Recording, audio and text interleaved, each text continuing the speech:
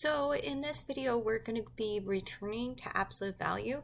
Now, what we did previously is absolute value equations. Now we're going to look at what happens when we have absolute value inequalities. How do we solve them?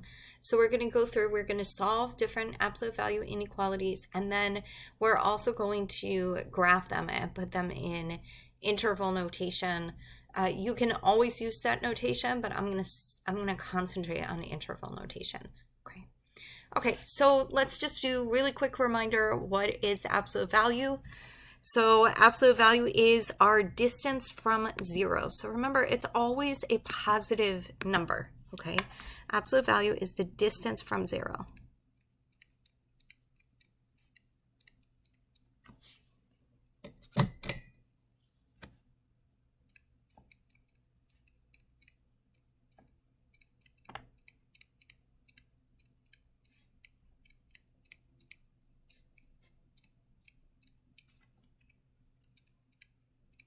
So you're never going to have an answer that is negative.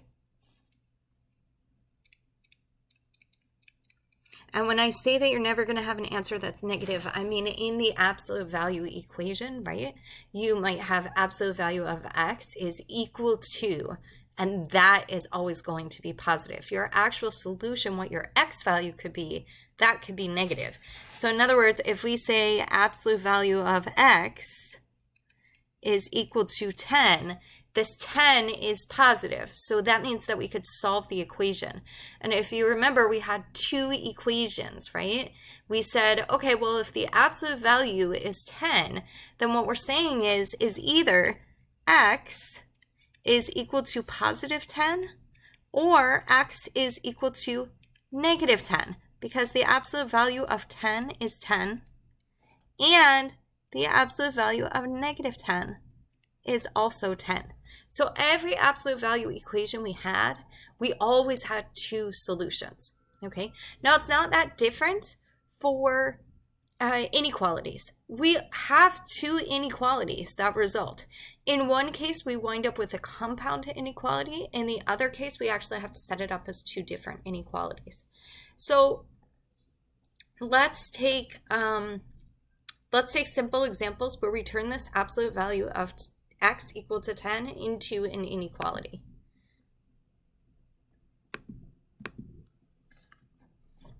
So we have two different cases. We have absolute value of x is less than 10. Remember that the less than, it could just as easily be a less than or equal to. The only difference in our solution is that we include an equal sign, okay? So what are we saying here?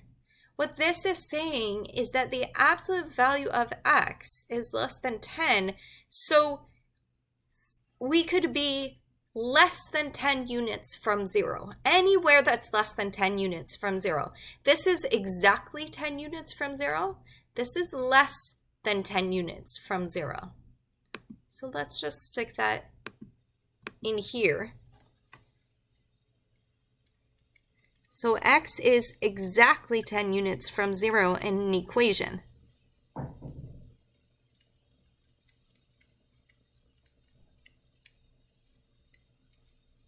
Which is why we only have these two answers, 10 and negative 10. But in the second one, what we're saying is x is less than 10 units from zero. So it could be 8 units from zero. That's okay. That would not be okay for an equation, but here it's fine.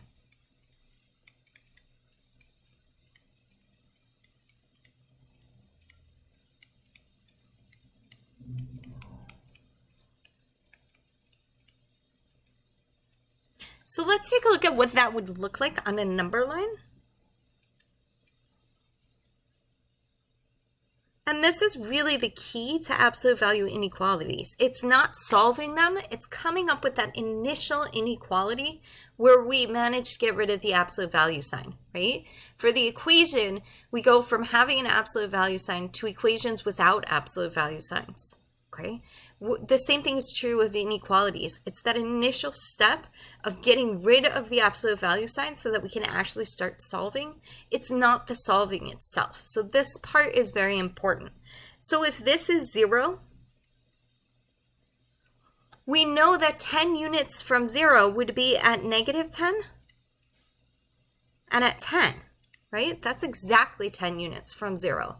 But we could be anywhere less than 10 units from 0. That means that we're closer to 0, okay? We can be closer to 0 than 10 units. So what does that mean in terms of this diagram here? I'm going to put this in purple. So we're less than, which means that 10 is no good and -10 is no good. So we're going to use parentheses. And less than is closer to. All of these numbers are less than 10 units from 0. All of these numbers are less than 10 units from 0. So this actually sets up our inequality for us. What we're saying here is that x is anywhere between -10 and 10.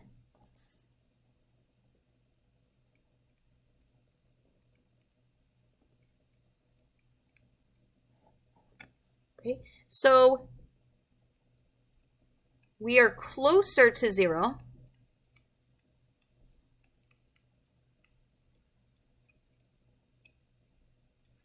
than 10 units.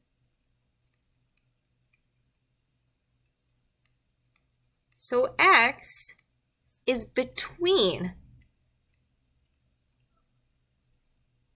-10 and 10. And if you remember, when we described a compound inequality, we said, when we described our compound inequality, we said that a compound inequality is between, okay? If we see that we have a between, that automatically says that we have this compound inequality.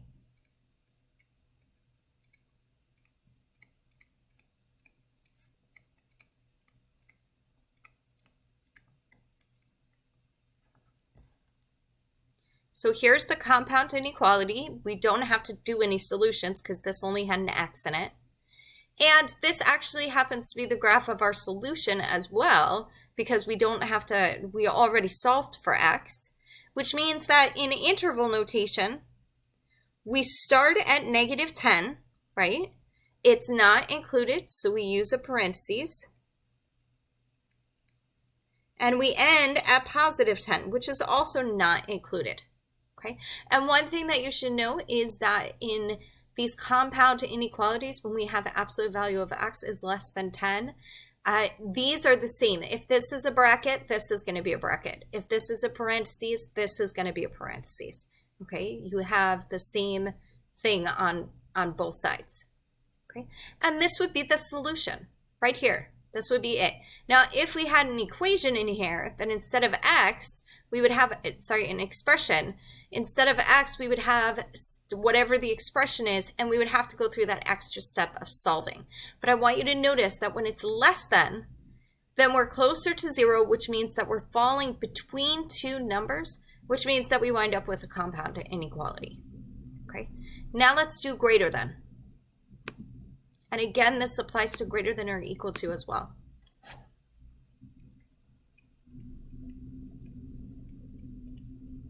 Now, what is this saying? This is saying that instead of x being less than 10 units from 0, it's greater than 10 units from 0. Okay, it's more than 10 units from 0.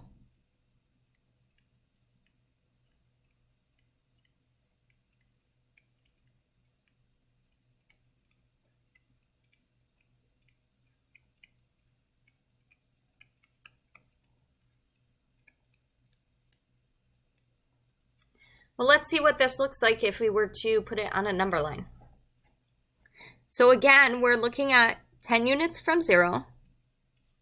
So we have our 0, and then we have 10 on one side, -10 on the left. And we're talking about more than 10 units. So think about the numbers that are more than 10 away from 0. So in this case, we're actually on the outside of the tens, right? We're not in the middle. We're further from 0. So if we're further from 0, then we're moving in this direction to the right of 10 and in this direction to the left of -10. So it would look like this. Again, we're using parentheses because there's a greater than, not a greater than or equal to.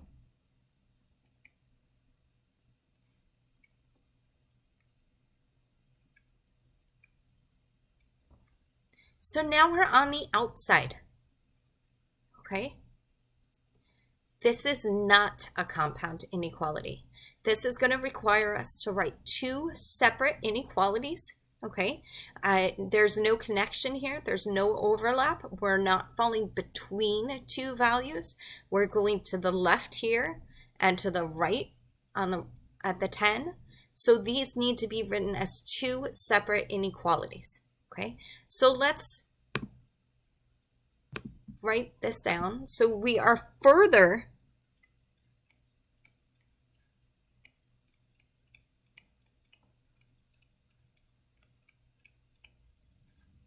from 0 than 10 units.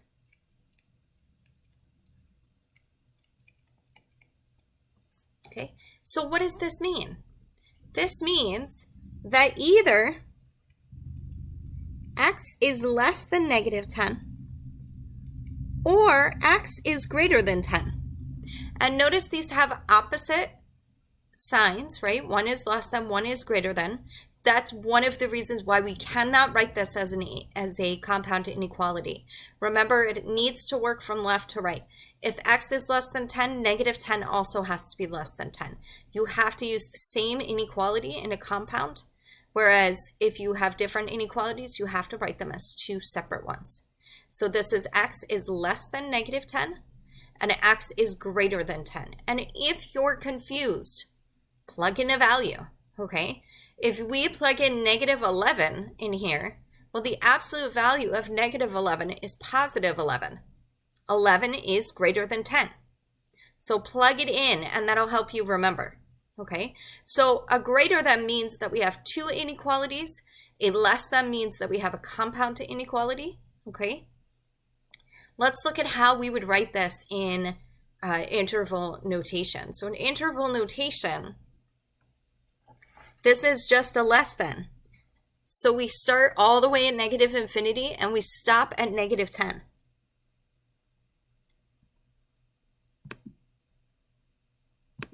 So we have two interval notations as well.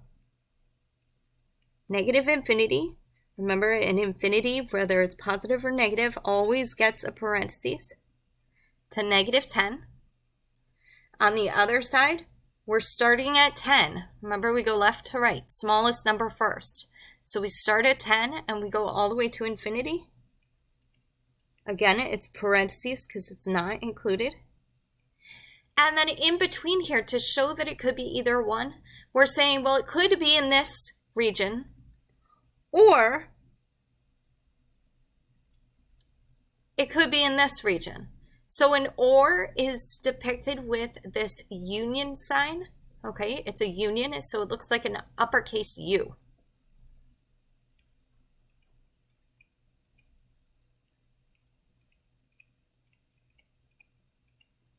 So we're saying it could be either one, okay? Okay, so let's just write down in summary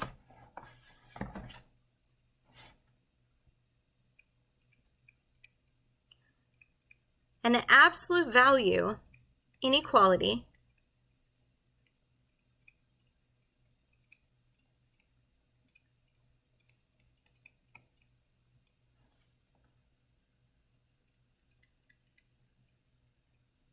with a less than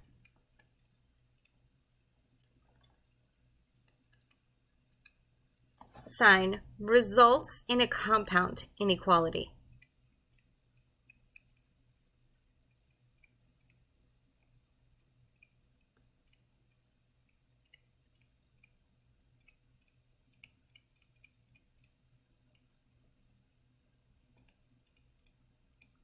Why is this? Because x falls between two values. It's this between.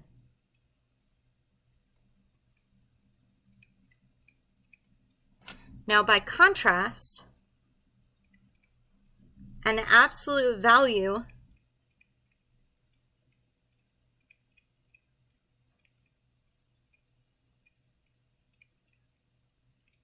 inequality with a greater than sign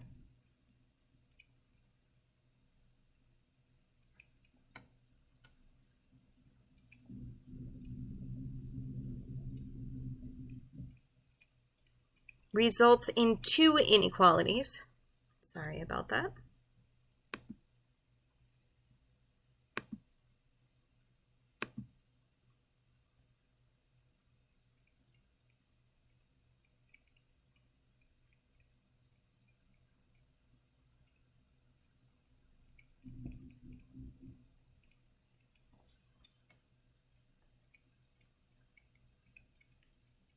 One with a greater than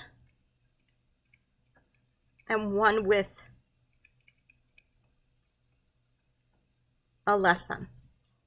Okay, and keep in mind that when you create these inequalities, the whole purpose of putting it into the two separate ones, okay, is that we get rid of the absolute value sign. So when you rewrite these inequalities or the equations, you're always getting rid of the absolute value in the process. So let's just do a whole bunch of examples. We're going to graph it and we're going to put the answers in interval notation.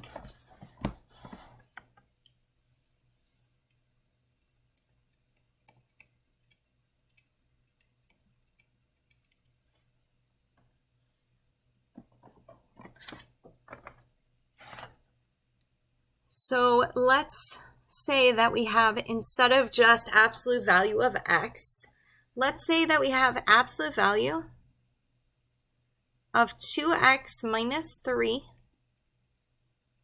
is greater than or equal to 5. Okay.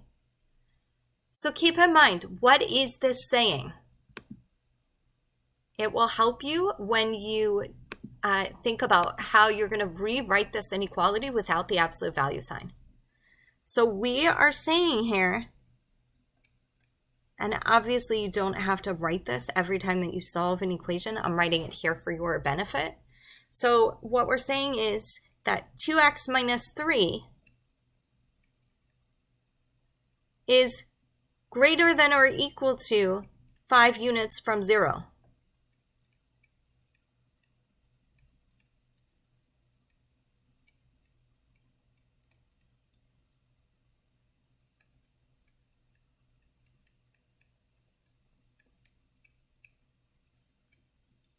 And think of it on our graph, right? Greater than or equal to means further than 5 units. So we're coloring the outsides, which means that we have two separate inequalities. You have to write it as two separate inequalities. And either this means that 2x minus 3, I'll put our answers in blue, our actual answers. Either 2x minus 3 is greater than or equal to 5, that's to the right of 5, or 2x minus 3 is to the left of negative 5. Remember, greater than sign means to the right, less than sign means to the left. Okay, so here we're saying we're to the right of 5, or we're to the left of negative 5.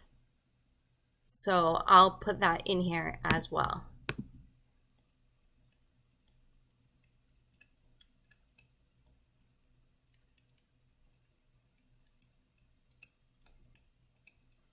This one says we're to the left of negative 5.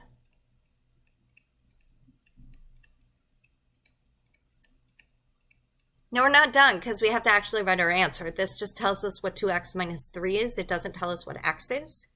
So let's actually go through and solve these now. So I'm going to rewrite these equations, these inequalities. Language is important, so you'll hear me fixing what I say because sometimes it's not accurate. So these are inequalities, not equations. Okay, and we solve these just like equations though. So we can add 3 to both sides in each case.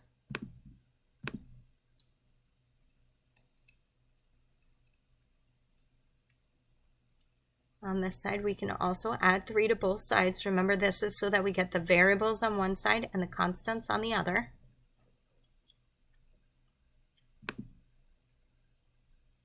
That means in this case, we have 2x is greater than or equal to 8. And over here, we have that 2x is less than or equal to -2.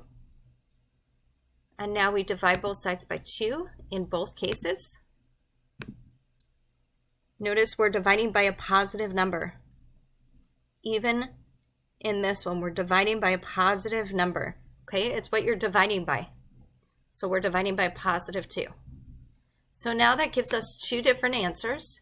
This is saying that either x is greater than or equal to 4, or x is less than or equal to -1. And keep in mind, I don't know what happened to that one.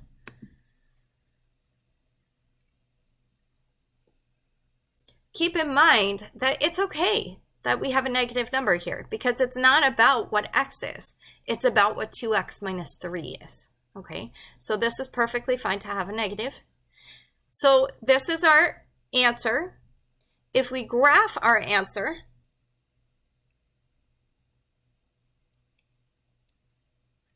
again, you don't really need the 0. The 0 would just be there for context.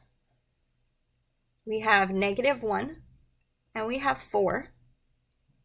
And we're saying we're to the right of 4, but to the left of -1. So we have 2 separate inequalities, which means that we have 2 separate shading on our graph.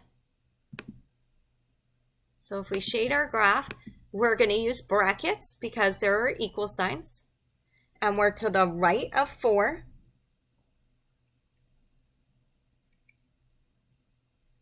And we are to the left of -1. Okay, and our interval notation,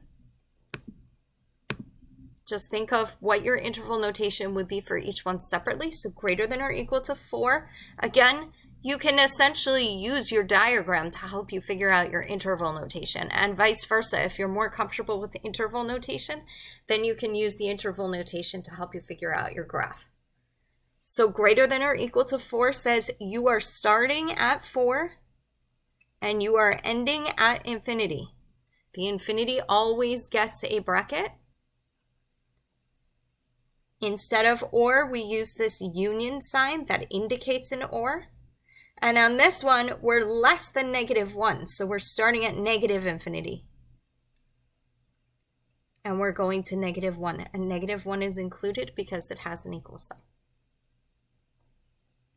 And this is our answer. This would be a complete answer.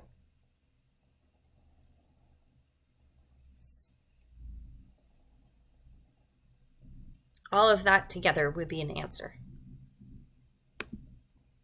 Okay, let's do another one.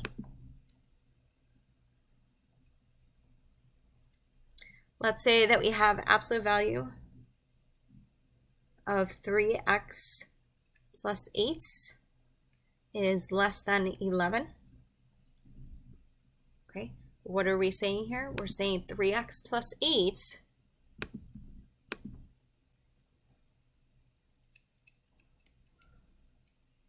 is closer to 0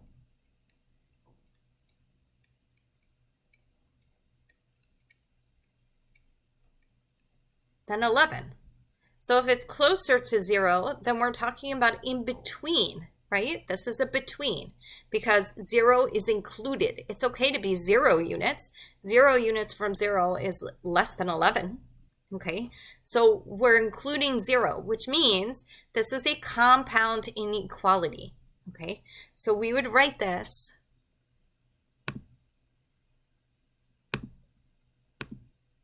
as -11 is less than 3x plus 8,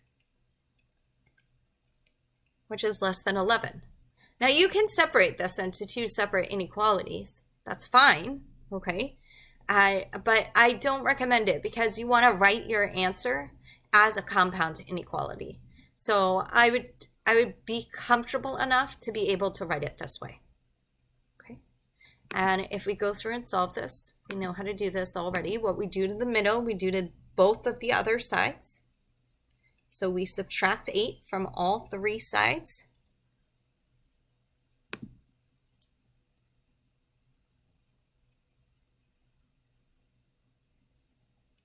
Negative 11 minus 8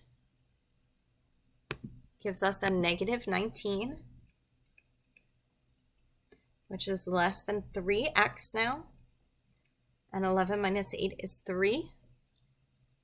And now we need to get rid of the 3, so we divide all 3 sections by 3. We're dividing by positive numbers, so we don't need to worry about switching signs.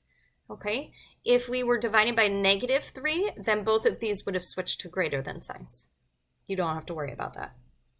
So now we have negative 19 over 3, which cannot be reduced, so we just leave it, is less than x, which is less than 1. 3 over 3 is 1.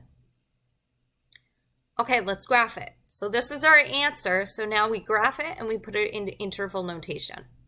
So on a graph, all we need is the negative 19 over 3 and the 1.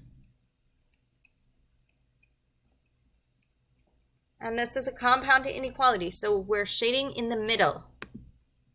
Okay, this is because it's less than. And neither one of these is included, so it's parentheses on both sides. So in a less than, you have one shade, okay? And then finally, the interval notation.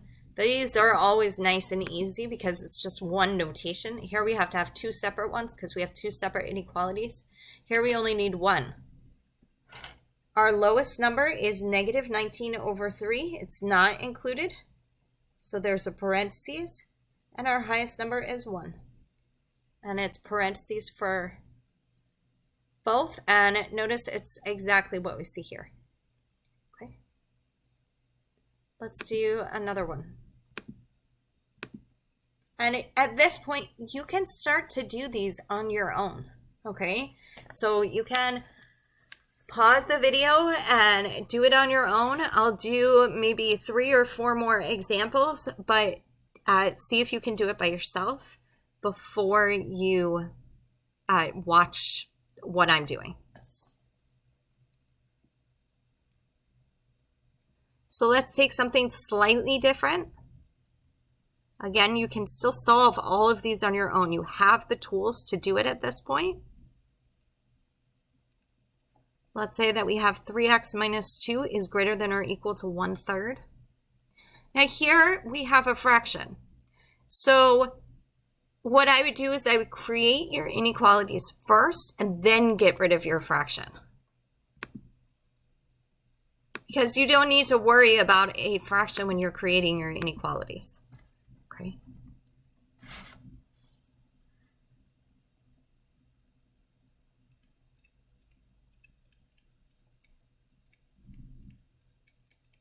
And when I say create your inequalities, what I mean is without the absolute value sign.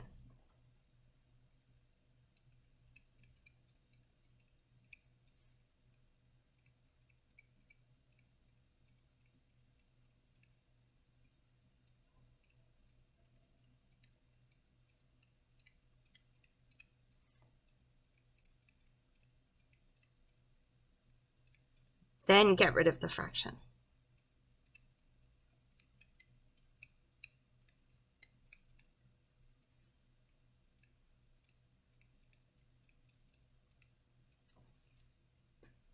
I don't know why it draws these lines. Okay, so this is a greater than. This means that we're further from 0 than 1/3. Further from 0 than 1/3 means that we're to the right of 1/3 and to the left of negative 1/3. In other words, this is not a compound inequality. So we have 3x minus 2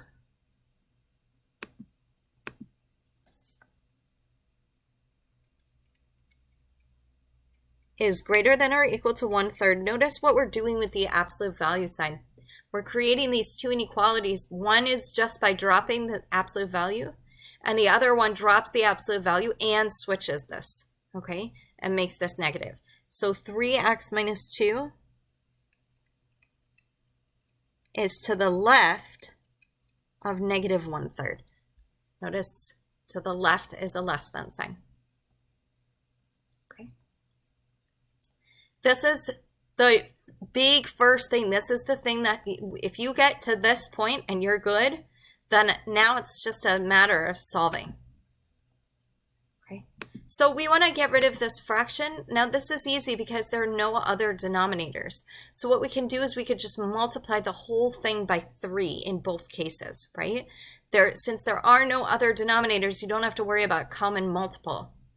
So we just multiply the whole fraction by 3, the whole inequality by 3 for both of these. And just remember, you're distributing to everything. So we distribute this 3 to everything as well. Don't forget to distribute to everything. So now that gives us two new equations, and two new inequalities. We have 9x minus 6, and this turns into a greater than or equal to 1. 1/3 times 3 is 1. And then same thing here, we get our 9x minus 6, only it's less than or equal to negative 1. Okay, and I think it's really important in order to prevent mistakes that you first create the inequalities and then you do the multiplication. Okay. Okay. So now, again, we don't have any fractions. Now it's just a matter of getting the x by itself. In both cases, we have to get rid of this minus 6. So we get rid of it by adding 6.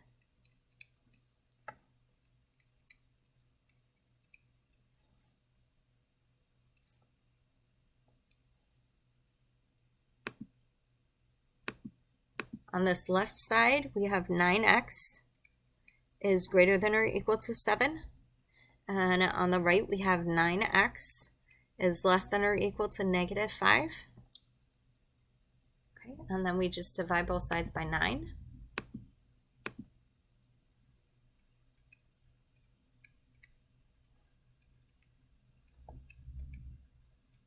So the 9's go away.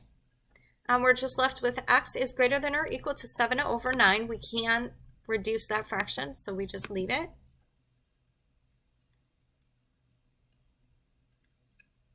And we have that x is less than or equal to negative 5/9. Okay, and we want to graph it.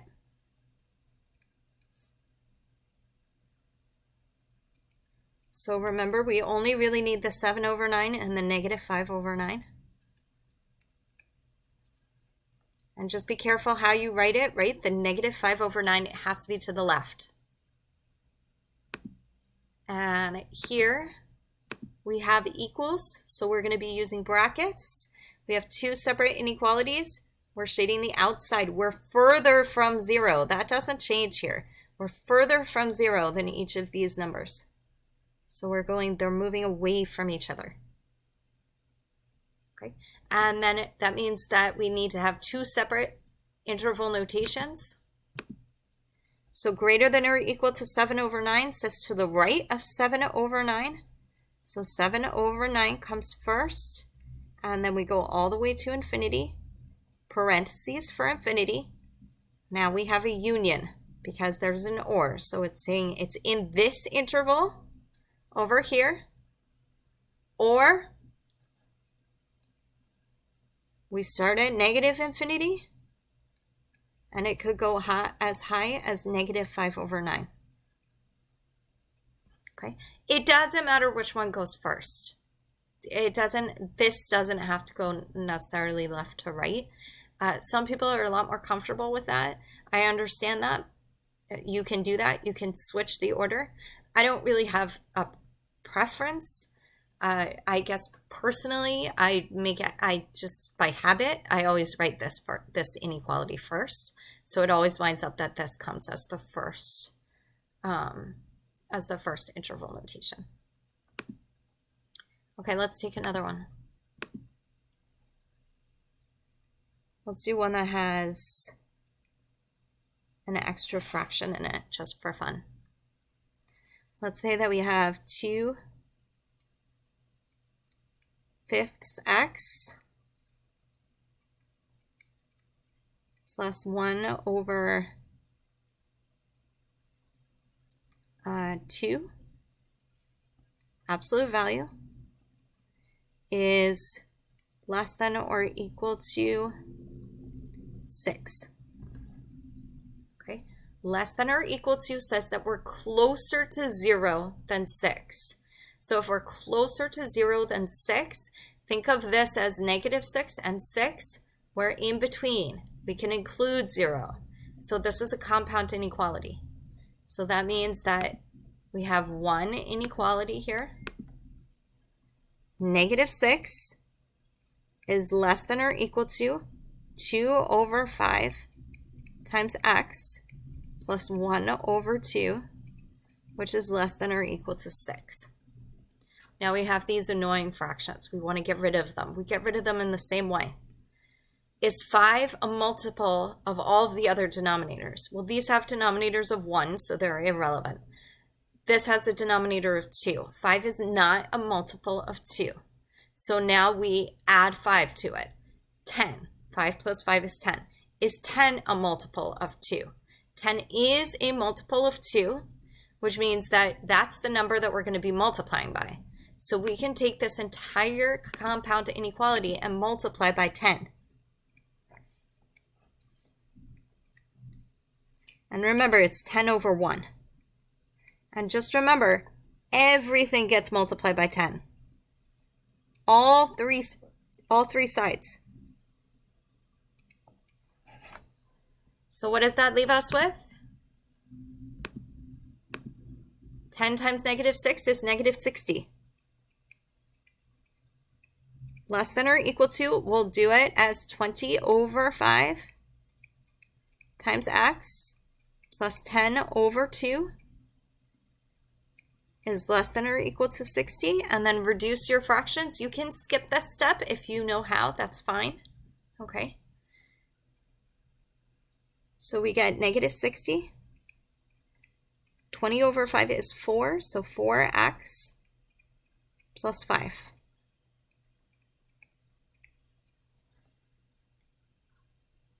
So this is our compound inequality, and now we just isolate x. So we're going to subtract 5 from both sides, from all three sides. -60 minus 5 is -65.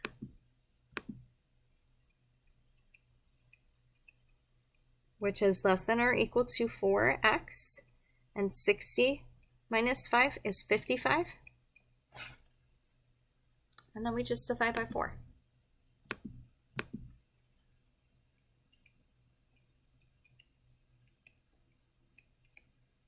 Now, some people ask me, can we turn this into decimals?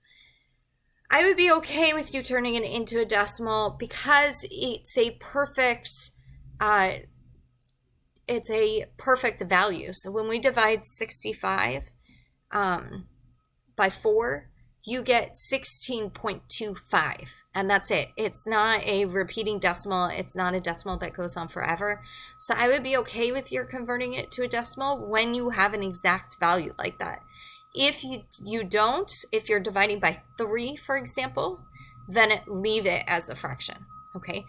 If you're unsure, leave it as a fraction. Okay, 65/4 as a fraction cannot be reduced. -65/4. 55/4 also can't be reduced. So our final answer here is -65/4 is less than or equal to x, which is less than or equal to +55/4. Okay, we can write this. We can graph it. So we have -65/4, and we have +55/4. And this is compound inequality. so it's in the middle.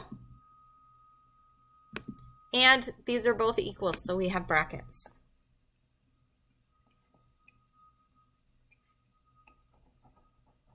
So again, we're closer to 0 than these numbers. So if we're closer to 0 than these numbers, 0 should be included. Okay, and I want you to keep in mind that you don't always get a case where one is negative and the other is positive. Okay, in other words, if we had that x was between 1 and 4, that would be fine. 0 isn't included in that case, but we're still on the inside. Whenever you see this compound inequality, I should be clearer. We're talking about between the two values. Whether it includes 0 or not, it's always between the two values because you're closer together than those values. And then finally, our interval notation is nice and simple in this case because our graph essentially gives us the interval notation. It's bracket negative 65 over 4, 55 over 4, bracket. Compound inequality yields one interval notation. This should be a 60.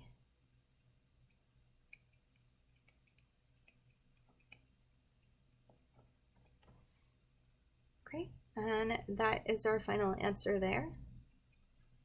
Let's do another one.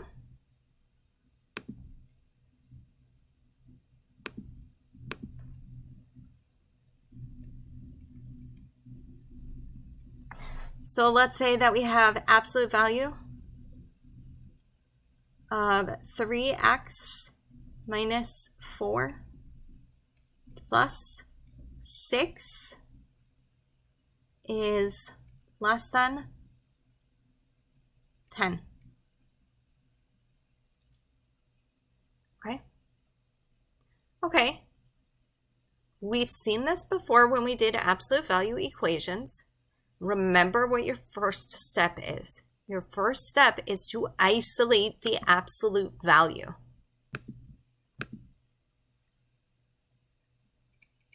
You always want to isolate the absolute value first.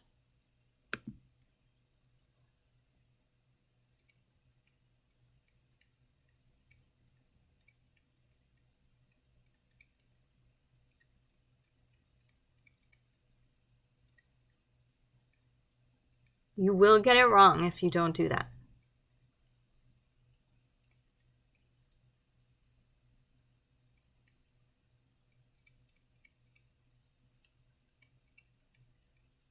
Okay, it matters because it's not that 3x minus 4 plus 6 is closer to 10, is closer to 0 than 10, because this plus 6 is not part of the absolute value. Okay, so solve it for the absolute value first by subtracting 6 from both sides.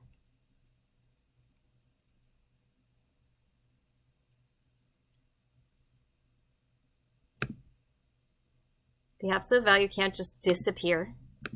So this gives us absolute value of 3x minus 4 is less than 4.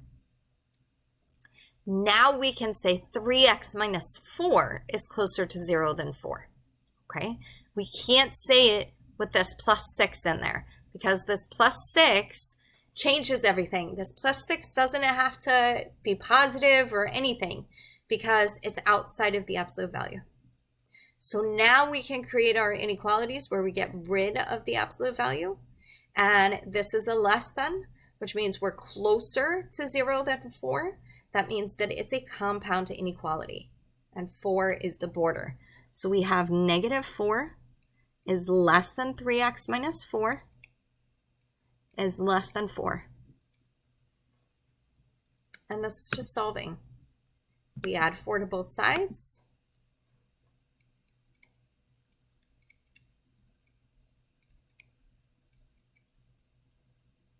Here the 4's actually go away. But be careful when you cross it out, right? It's not that it disappears. Here we could just make it disappear because this becomes 3x plus 0. So we may as well just write it as 3x. But here, if we just forget about it, we're saying negative 4 plus 4, it doesn't exist anymore. It does exist. It's 0. You have to write the 0 here because there's nothing else.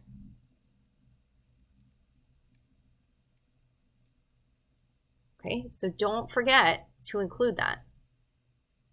Okay, so now we just divided everything by 3.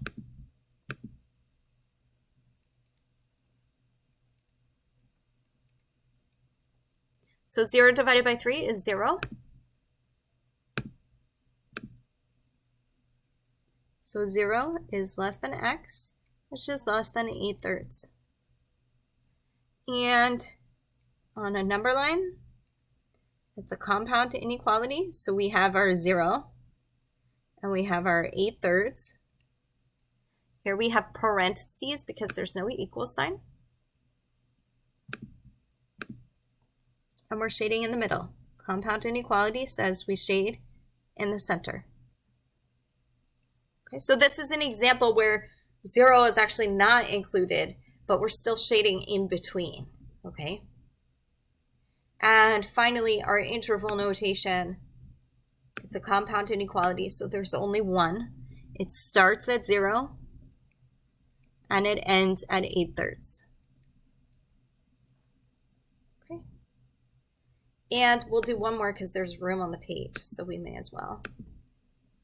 This will be our last one. Let's say that we have an absolute value of 2x plus 11 minus 7 is greater than or equal to 2. Okay. So keep in mind, the minus 7 is outside the absolute value. So we want to isolate the absolute value. We want to get rid of this minus 7 first. So we add 7 to both sides.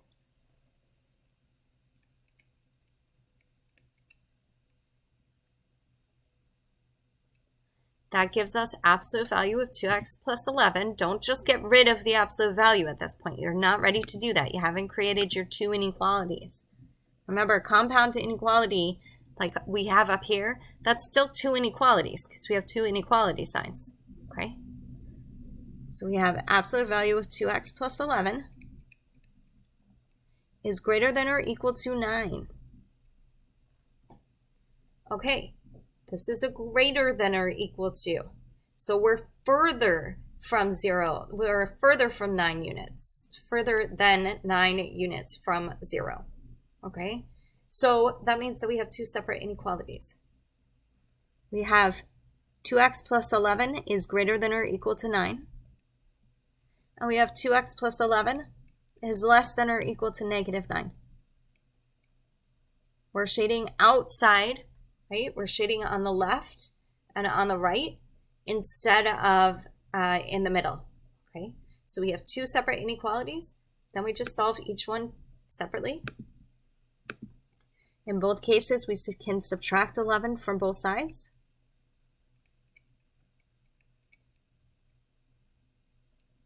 That gets rid of the 11 on the side with the axis.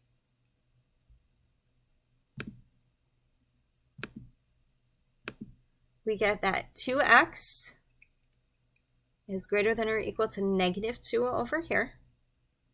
And here we get 2x is less than or equal to negative 20 on that side. Okay, and then we divide both sides by 2.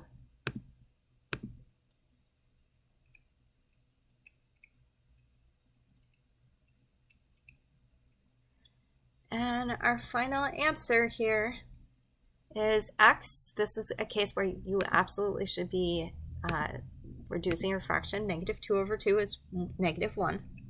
So x is greater than or equal to negative 1. And here x is less than or equal to negative 10. Okay?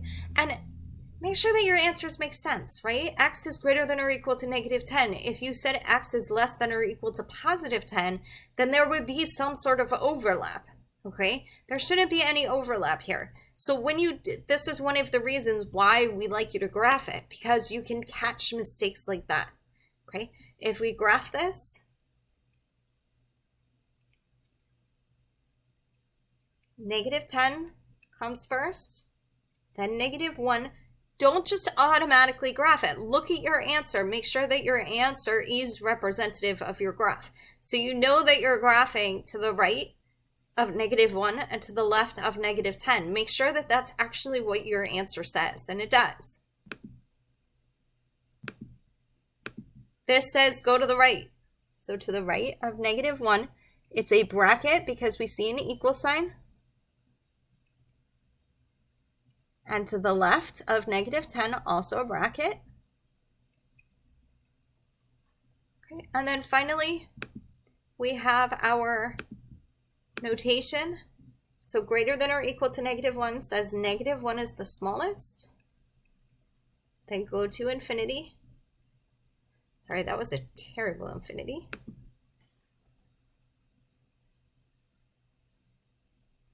That wasn't any better, but.